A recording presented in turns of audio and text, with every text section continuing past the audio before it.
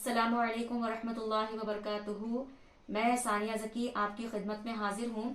آپ تمام کا ہمارے اس اسلامی پروگرام میں استقبال ہے۔ پچھلی ویڈیو میں جو ہم نے عقائد کے بارے میں سیکھا تھا کہ عقیدہ کسے کہتے ہیں اور ایمان کیا ہے، اسلام کیا ہے، ان تمام کی تعریفیں ہم نے سیکھا تھا، اور پھر مسلمان کسے کہتے ہیں، مومن کسے کہتے ہیں، اور ایمان مجمل کیا ہے، یہ ساری چیزیں ہم نے جانا تھا۔ انشاءاللہ اس ویڈیو میں ایمان مفصل بیان کروں گی، اور پھر اللہ تبارک و تعالیٰ کے متعلق ایک مسلمان کا، ایک مومن کا ایمان کیسا ہونا چاہیے، اس کا عقیدہ کیسا ہونا چاہیے، اللہ کے بارے میں انشاءاللہ اس ویڈیو میں جانیں گے۔ سب سے پہلے یہ جان لیں کہ ایمان مفصل کیا ہے۔ ایمان مفصل آمنت باللہ و ملائکتہ و کتبہ و رسلہ والیوم الآخر و قدر خیرہ و شرہ من اللہ تعالی والبعث بعد الموت۔ اس کا ترجمہ یہ ہے کہ میں ایمان لایا اللہ پر اور اس کے فرشتوں پر اور اس کے رسولوں پر اور اس کی آسمانی کتابوں پر اور آخرت کے دن یعنی قیامت پر اور تقدیر پر کہ اس کی اچھائی اور اس کی برائی ساری اللہ کی جانب سے ہے، اور مرنے کے بعد اٹھائے جانے پر۔ یہ ہے ایمان مفصل، یعنی کہ ایک مومن کا ان تمام چیزوں پر پکا یقین ہونا چاہیے، شک و شبے کی کوئی گنجائش باقی نہ رہے۔ اب ہم جانیں کہ اللہ پر ایمان کیسے لانا چاہیے، یعنی کہ ایک مومن کا عقیدہ اللہ کے بارے میں کیسا ہونا چاہیے۔ جانیں کہ اللہ کیا ہے۔ اللہ تمام عالم، تمام کائنات کو پیدا کرنے والی ذات جو اپنے صفات میں، اپنے افعال میں یکتا ہے، اس کا نام اللہ ہے۔ یعنی کہ اللہ تبارک و تعالی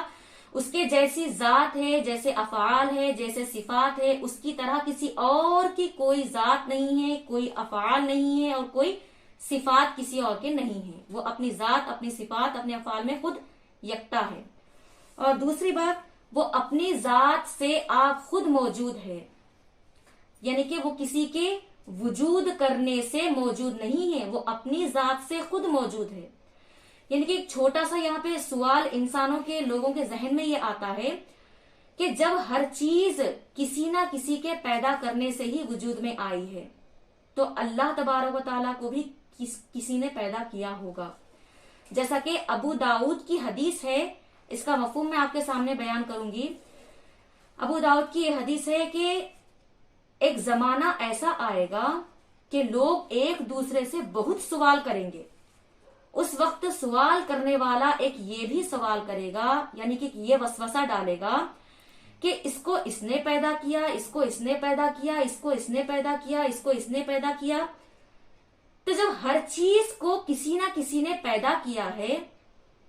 تو پھر اللہ کو کس نے پیدا کیا؟ اس طرح سے وہ وسوسے ڈالے گا۔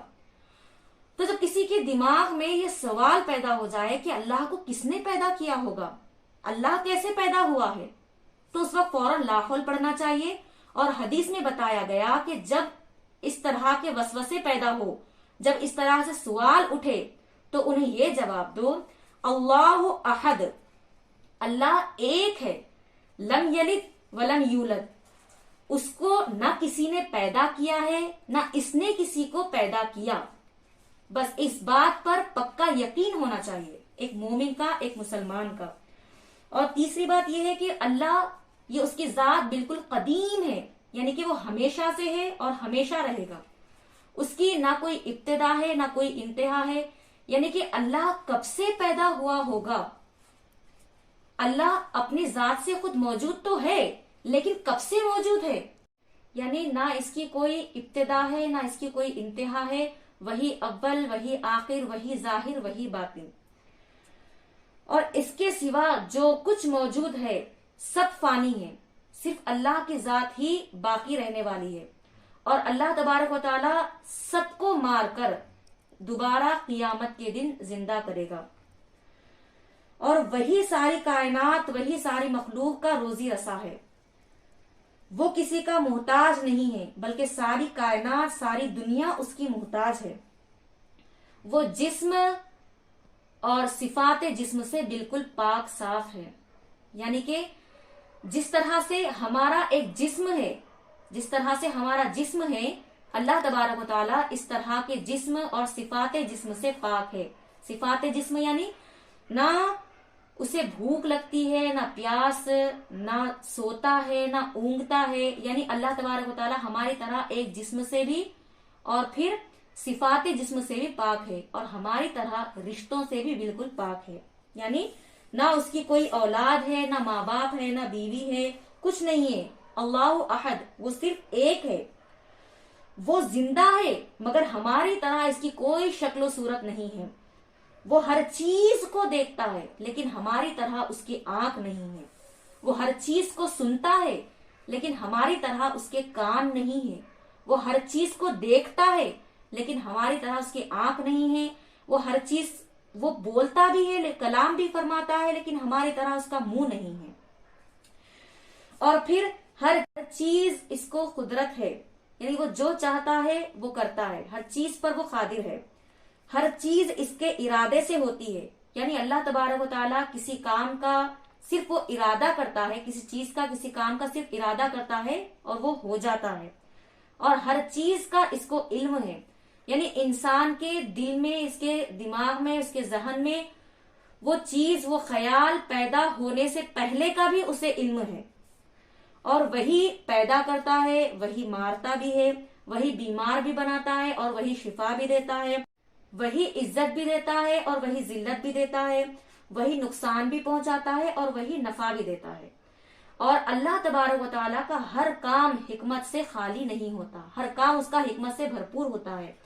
یعنی کہ وہ کسی انسان کو نقصان پہنچایا ہو تو اس کے پیچھے بھی کوئی نہ کوئی ایک حکمت ضرور چھپی ہوتی ہے، اور جب وہ کسی کو فائدہ پہنچایا ہو، یعنی کہ نفع پہنچایا ہو، تو اس کے پیچھے بھی کوئی نہ کوئی ایک مصلحت، ایک حکمت چھپی ہوتی ہے، اور اس کے علاوہ کوئی عبادت کا مستحق نہیں ہے، صرف اللہ ہی ایک عبادت کا مستحق ہے۔